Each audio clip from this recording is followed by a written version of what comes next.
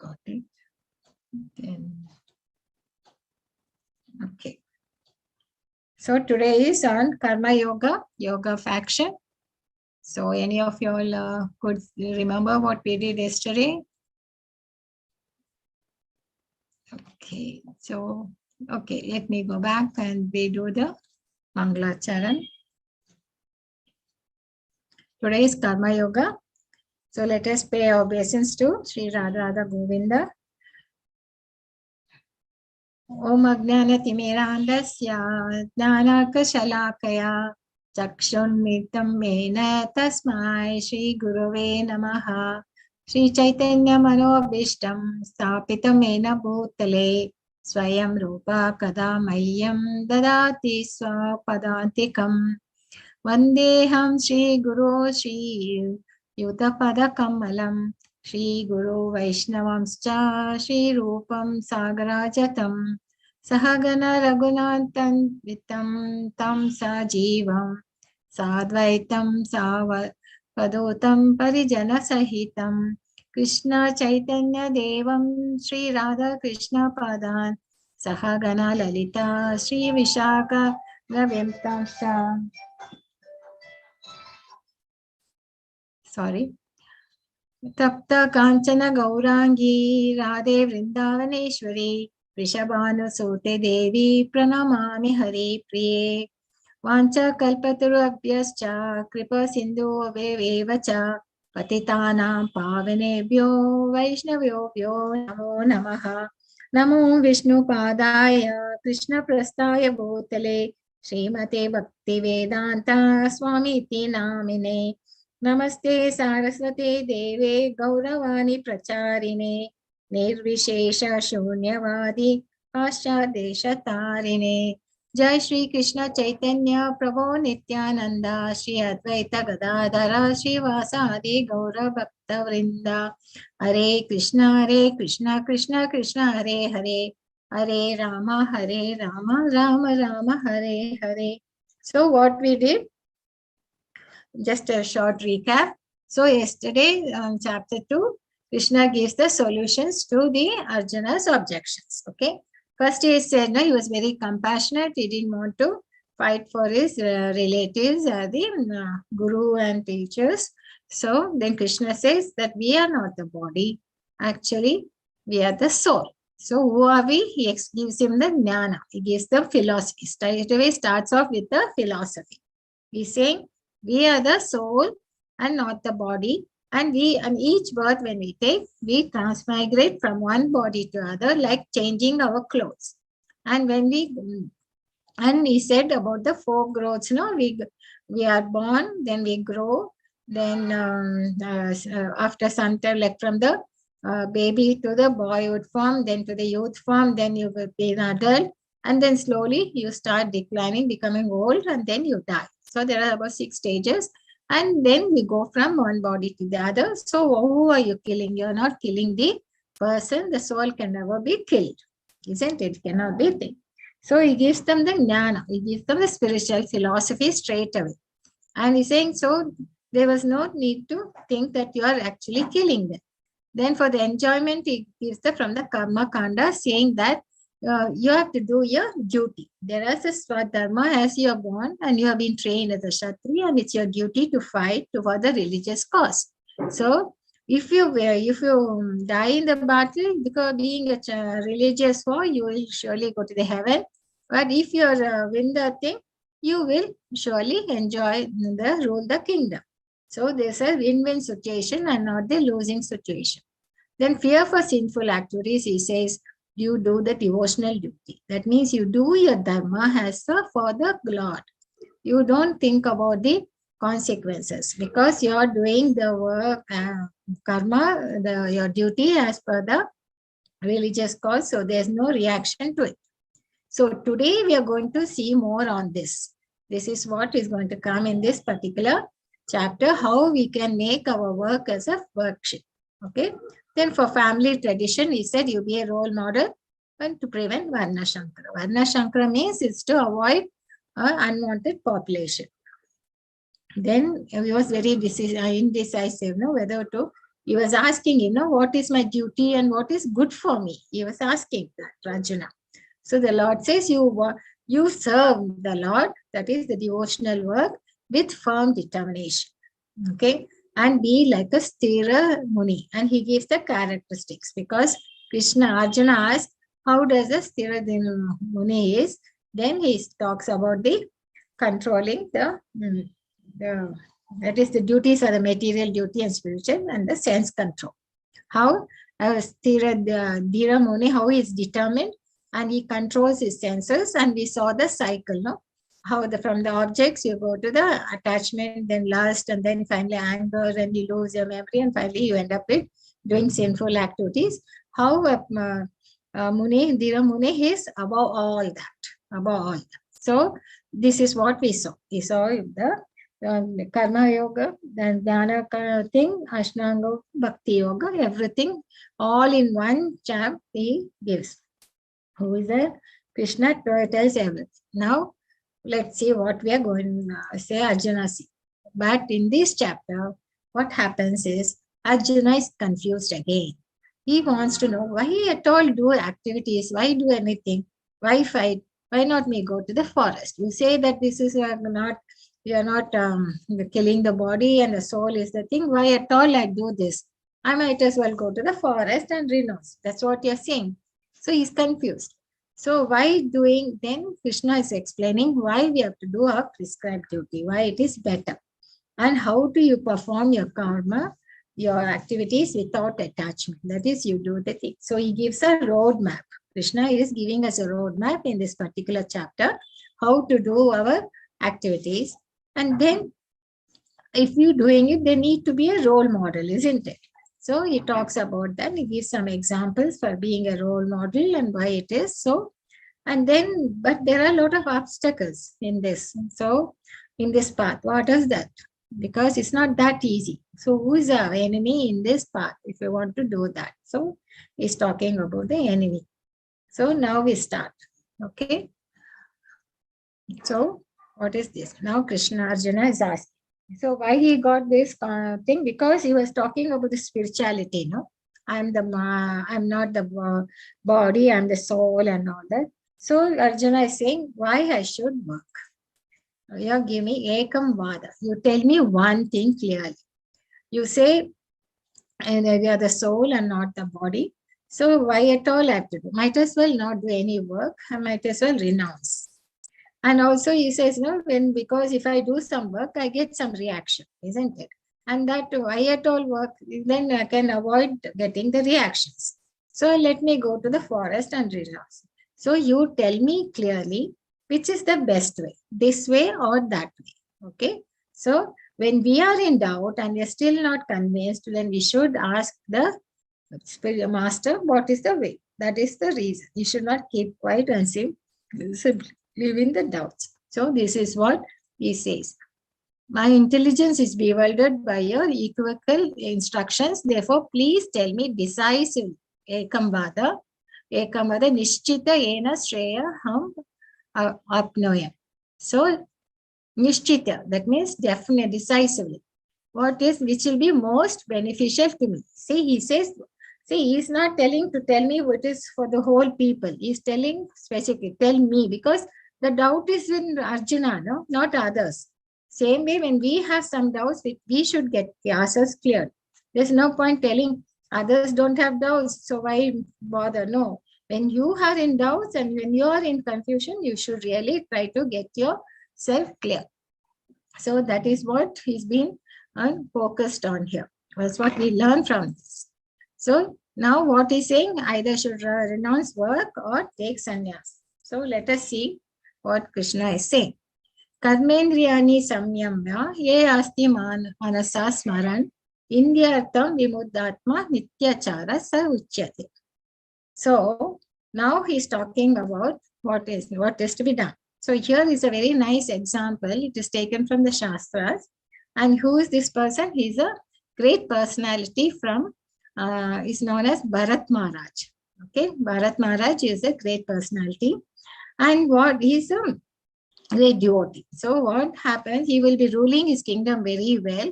Then around when he's about, I think, 50s or 60s, he decides to go to Vanaprastha.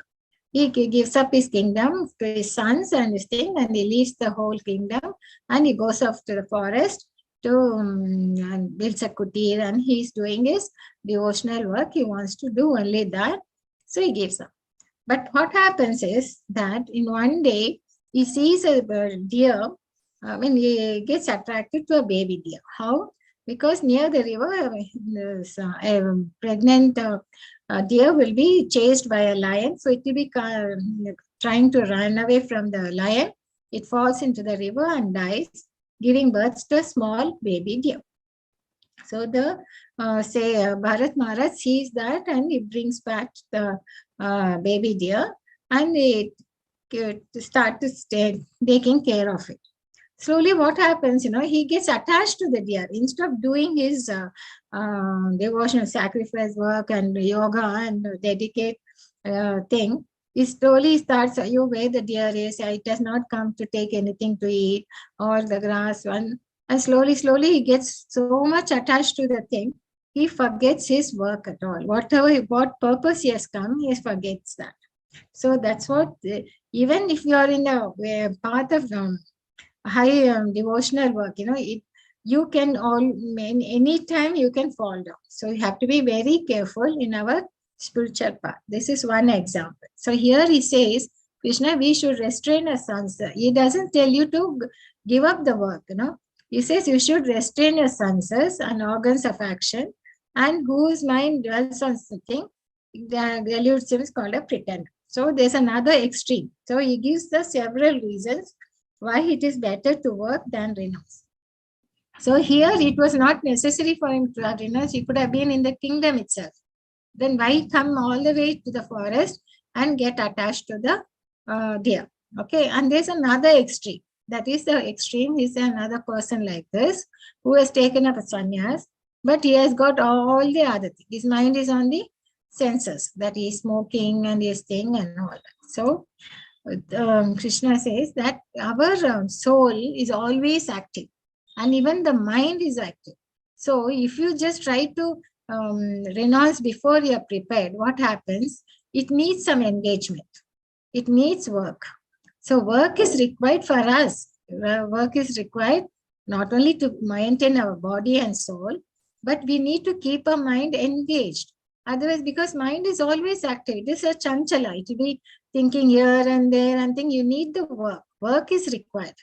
Okay. And also it is required for our spiritual growth, because both work and spiritual activity goes hand in hand. It's not that you should give away the work and go off to the forest. That's not what Krishna says. He says clearly here in this chapter that work is required for you because you still need to mature and also to maintain a body. Otherwise, you become a burden to the society.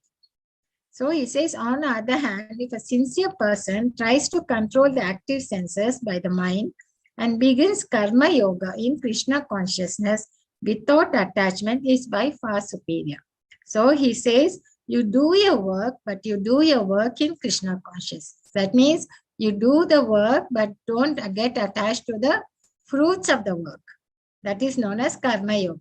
That is, you do the devotional work. It does say, no, that you won't get any sins, any reactions to the sins if you do the work in karma yoga. And compared to the renunciation, doing work in Krishna consciousness is much superior because you are not getting attached to the fruits. So how can we do that? That is thing we give an example here.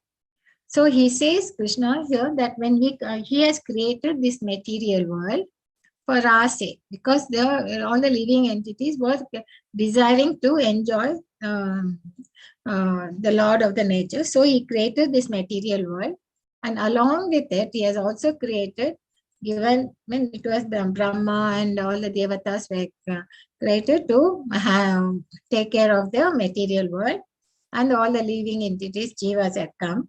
And also Vedas he had given, so that is like a life manual to tell us how to lead the life, get our desires fulfilled, and also finally go back to his abode. Okay. So we'll take some example. What is the work? Even to take care of a farming, you would have sown the seeds and everything is one of the duties, because you have to do a duty, in whichever position we are, either as a student or a parent or a teacher. You have taken a profession as a teacher or as a profession as a doctor. You have, or a farmer, you have some duties to do in this world. So here the farmer is doing the tilling and is putting the seeds and all that. And later he will perform a sacrifice asking for the demigods to give rain. Because without the rain, no crop can grow. So they have to pray for the devatas to get the rain, right? So they will do yagna. So yagna, and once you get that, so there are a lot of devatas who are controlling the nature. So we have to pray to them. That is all prescribed in the Vedas. Okay. Once you get the rain, then what happens? You will get a good harvest. But what happens when you get a good harvest? You should be thankful to the Lord because He has provided all this. He has provided the knowledge through the Vedas and the earth and everything, and you have done the thing, and also you have done a sacrifice. Finally, you have to offer that to the demigods in sacrifice as a thankful. So this is the cycle of sacrifice. This is how it should be done. It has been prescribed duties, how to follow your prescribed duties. Okay.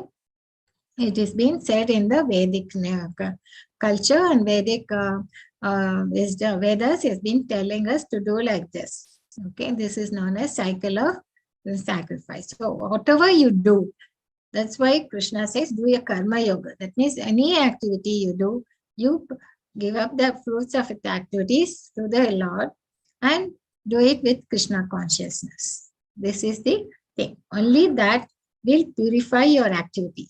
Because otherwise, you are doing it for your own sense gratification, and that will have reactions. Then that means you will have to suffer the consequences. Either it is good at papa or a punya, the reactions will be there which you have to suffer.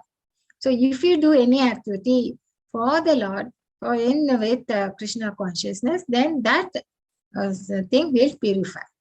So let us take an example of eating, what we said.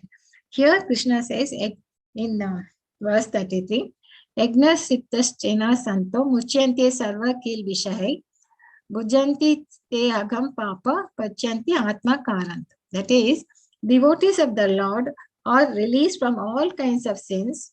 How? Because they eat food which is offered first for sacrifice, and others who prepare food for personal sense enjoyment verily eat only sin. Eating is one activity we all of us do because you have to maintain your body.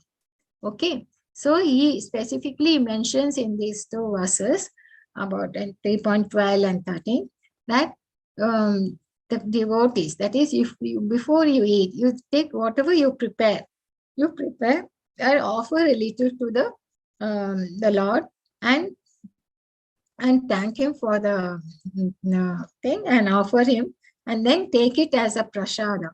Then what happens? It purifies.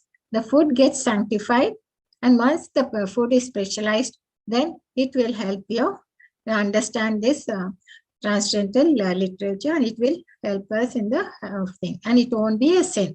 So whatever we do, we should offer it to the Lord. This is known as Yajnata Karma. This is how we have to perform our work and how our work will become a worship. So, and this Kali Yuga, what they say is that we can't do sacrifices like we did in the Satya Yuga or Dwapara Yuga or Treta Yuga. In Satya Yuga, it was mainly the meditation, was the prescribed sacrifice. Whereas in the Treta Yuga, it was elaborate yagna. That is to do with a lot of ghee and a lot of prayers and all that. We have to do yagna. That was what was prescribed. In Dwapara Yuga, it was temple worship. For Kali Yuga, the Shastra says you do Sankirtana. That is the thing which is recommended for Kali Yuga. This is Lord Chaitanya Mahaprabhu who had come down 500 years ago. So he recommended that that Hare Krishna, Krishna Krishna, Hare Hare, Hare Rama, Rama Rama, Hare. So this is the Sankirtana Yajna. So all you have to do, which will purify our heart from the misgivings, and this will help us to go further in the spiritual path. And also in chapter 10, Krishna says, Yajnainam Japa Yajnosmi. So this is the meditation is being given in the Harinama. And also one more thing, it's not that we don't meditate. We do meditate. How? Like worry. Like we worry a lot, isn't it? We worry whether I've taken the right decision, or very worry, why this person has not come, or you worry about your health, or worry about your parents' health. So that worry is that you're focusing on some problem. When you start focusing on a problem, it's like a worry in your mind, isn't it? So that will what happens when you start worrying like that, it will only create confusion because you're so much worried over it, you're not able to think properly or rationally. And ultimately, that worriness will only exhaust you because you're so anxious and so much in anxiety it will be.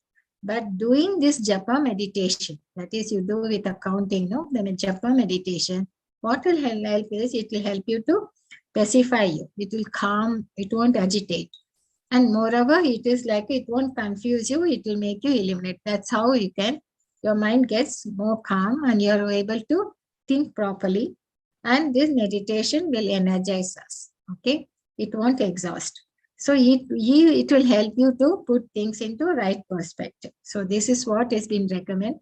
And what happens is you will be able to do your prescribed duties in a much better fashion. Okay, that's the thing. And now this is something how you shift your consciousness. This is, after all, we are telling, no, you have to do it for the Lord. That means whatever we are doing, we might be doing it. There are different levels of consciousness. Okay.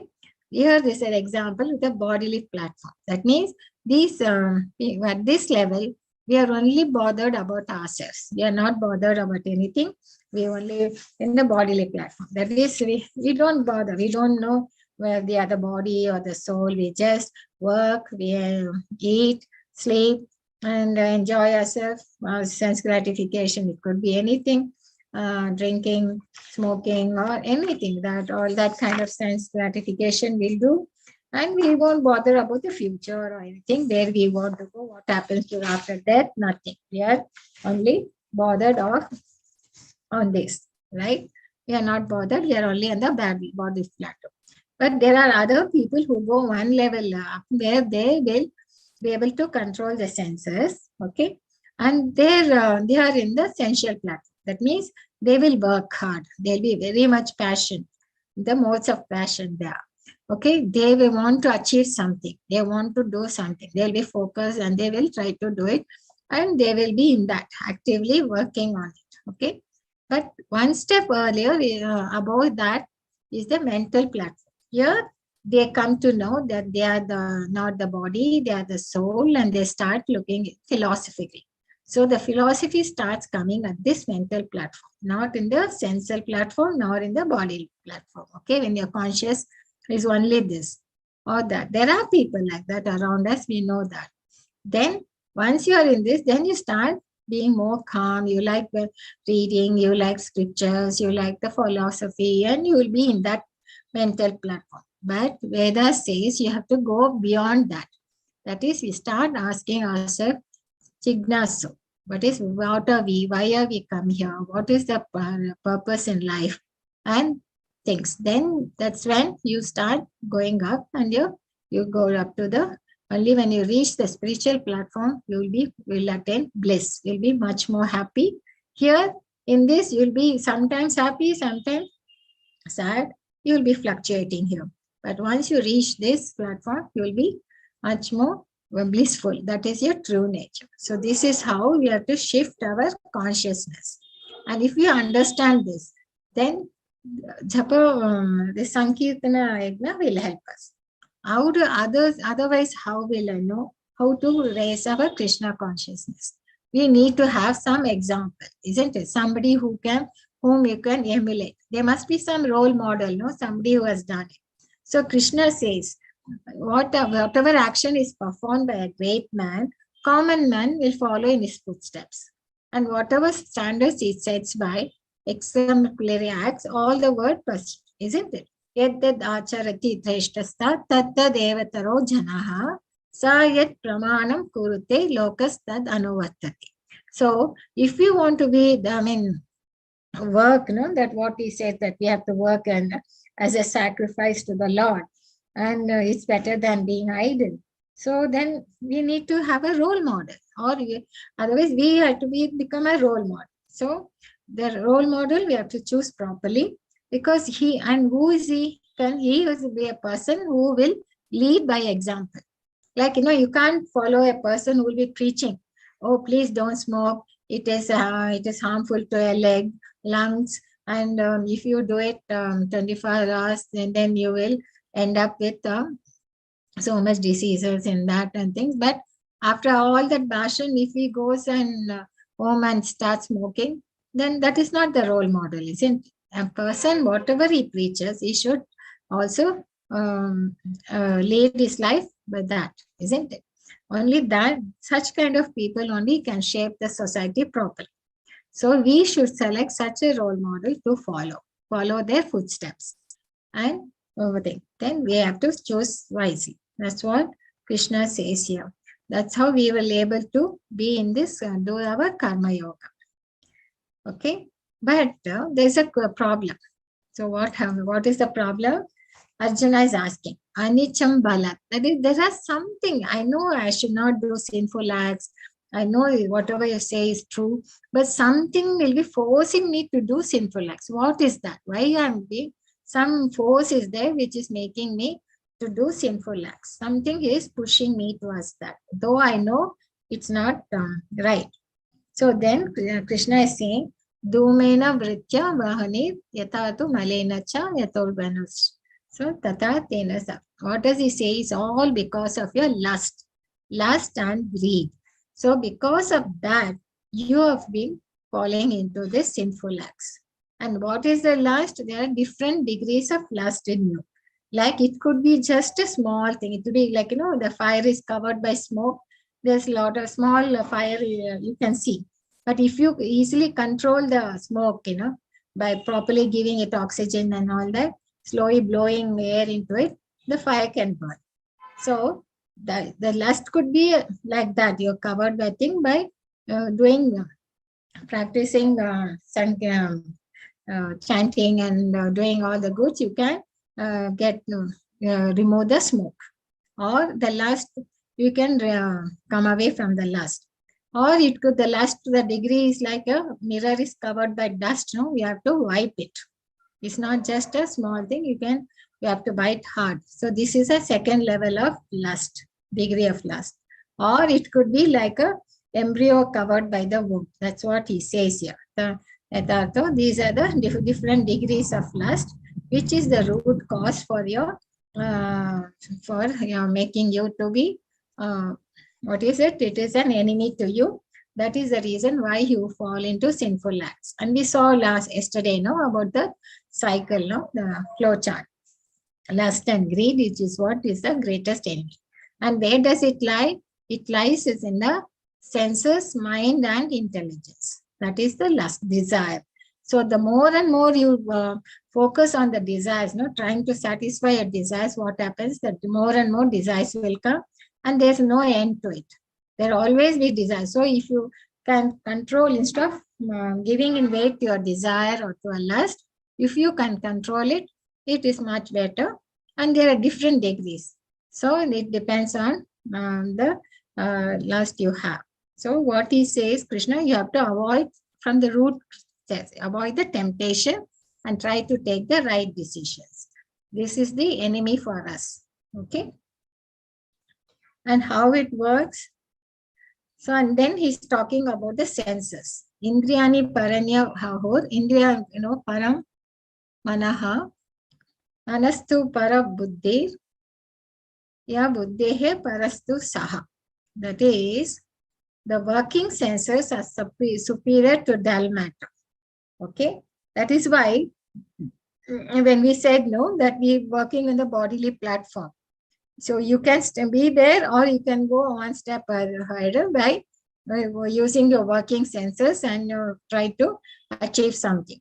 But the mind is higher than the senses, and intelligence is still higher than the mind, and the soul is even higher than the intelligence. So we should know these are the things. So by chanting, one can go to higher levels of consciousness, because what happens by chanting, your the dust in your mind, that is we're told, the mirror, cheto darpana mahajana. So that gets cleaned up. Your misgivings in your heart starts clearing up because of the chanting this Maha Mantra. That helps a lot, and you'll be able to understand this transformation. So here the Prabhupada gives a picturesque explanation for this. This chariot is our body, and the working senses are these horses. That is, what are the working senses we have? Eyes, nose, ears, hand, and the tongue. Okay, so these are the senses. And who is controlling these senses? That is the mind. So this is the rope thing. And you have the intelligence. Intelligence is handling the reins. And who is sitting in the chariot is your soul. So if you can go to the transcendental level, that is the soul, if you start chanting, then what happens? The soul starts, the misgivings go, and the soul will directly control the senses. Then what happens? The mind and intelligence will have to follow the soul, because soul is superior than these working senses and that.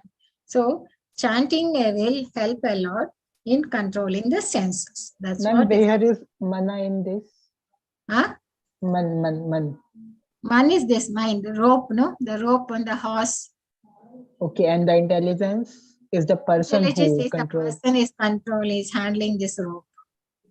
Okay, Okay? and you say the chariot is the body.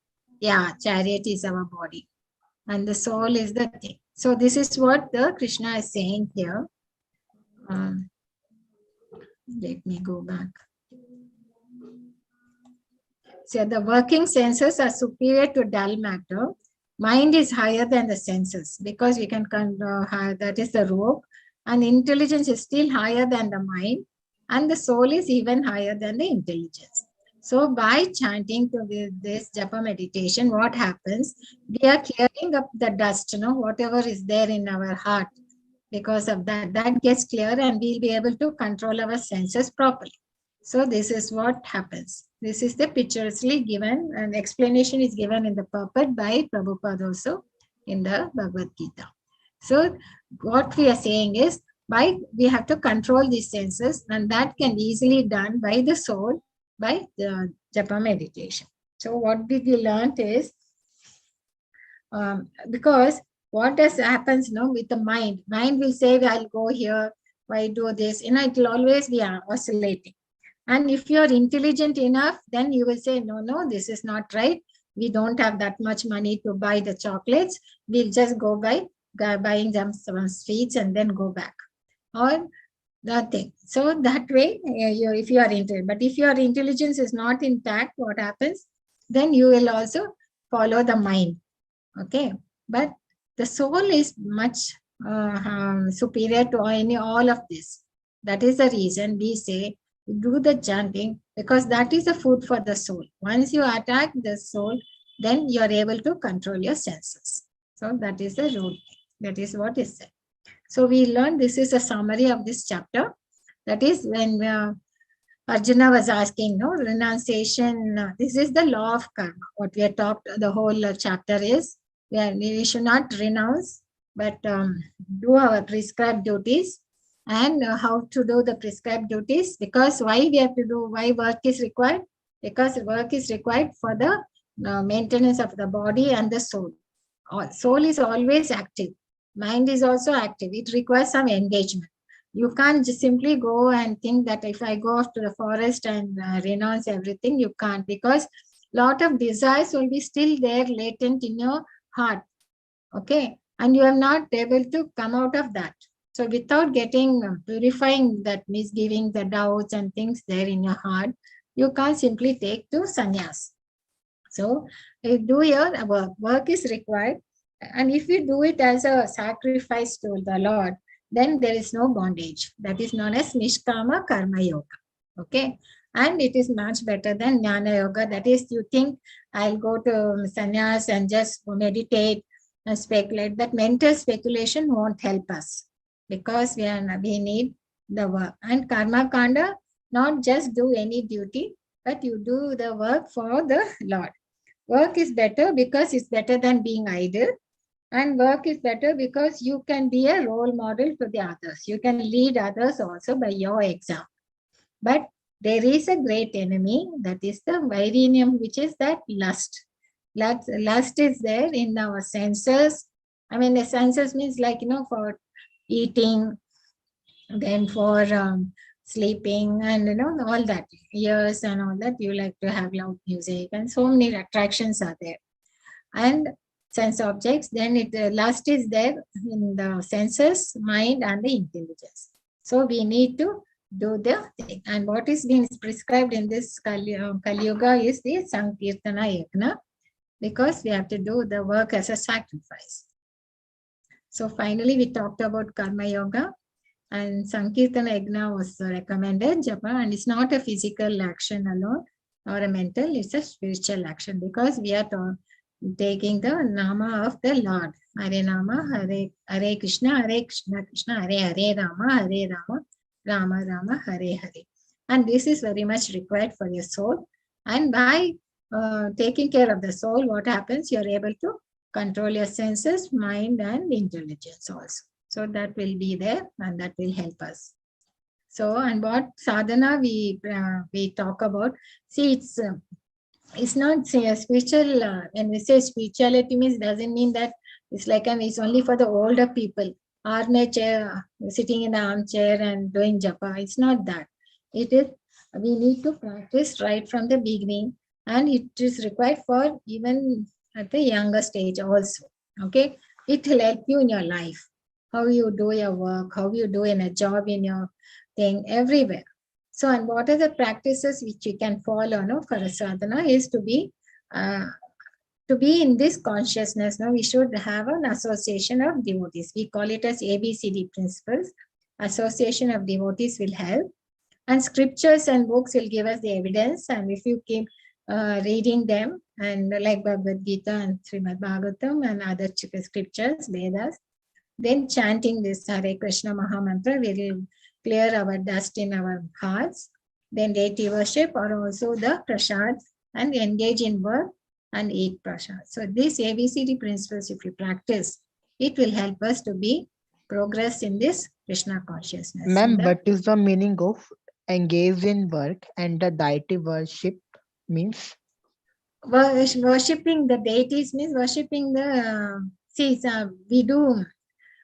we do deity worship is the God, in idol form. We keep the thing because we need something to focus on, isn't it? Deities. It is there, we go to the temple and worship. Temples there, the deities are there. So where deity means the idols, the way you have, in idol form, vigraha. Okay. And engage in work. When we engage in work means we should not be idle. Being idle is not sannyas. We can't be that. We need work.